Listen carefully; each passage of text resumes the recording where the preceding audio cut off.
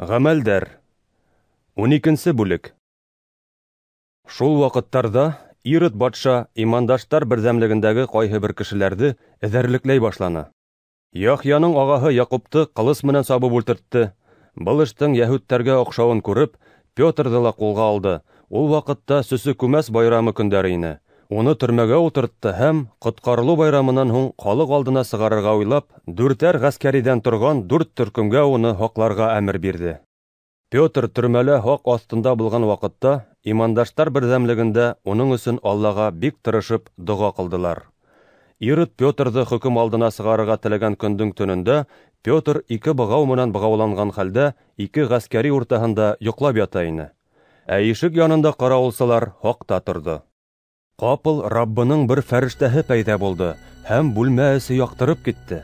Фәрештә Петрды төртеп уятты. Тораһың. Шул вакыт Петрдың кулдарынан богаулары шуып төште.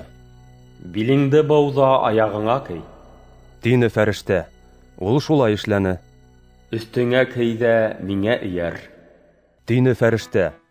Петр фәрештә кылган был эштәрнең ысын барлыкта булуын да аңламаенча, сыгып уның артынан китте. Илаһи күренмеш күрәмдер дип уйланы ул. Беренче һәм икенче хаксыны үтеп, калага сыга торган тимер капка янына килделәр. Капка үҙенән-үҙе асылды. Улар урамга сыҡты. Урам буйлап әҙерәк баргас, капыл фәрештә уның бер үҙен ҡалдырды. Шул ваҡыт Петр иҫенә килде. Хәҙер мин ысынлап та беләм. Раббы үҙенең фәрештәһен ебәргән.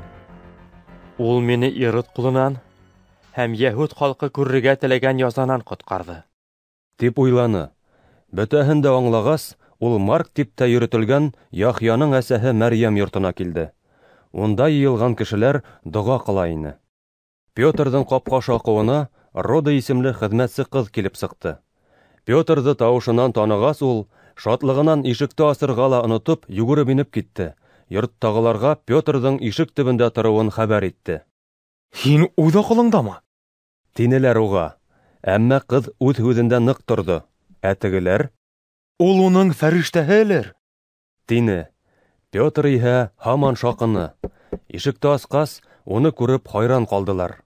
Ул тауышланмаҫҡа ҡушып ҡулы менән ишара яһаны һәм Раббының нисек итеп уны төрмәнән сығарыуы тураһында һөйләп бирҙе. Был хаҡта Якубҡа ла, бөтә имандаштарға ла әйтегеҙ. Тине ул. Шунан һуң Петр башҡа урынға китте. Көн тыуғас, Петр менән ни булды икән тип, ғәскәриҙәр борсола башланы.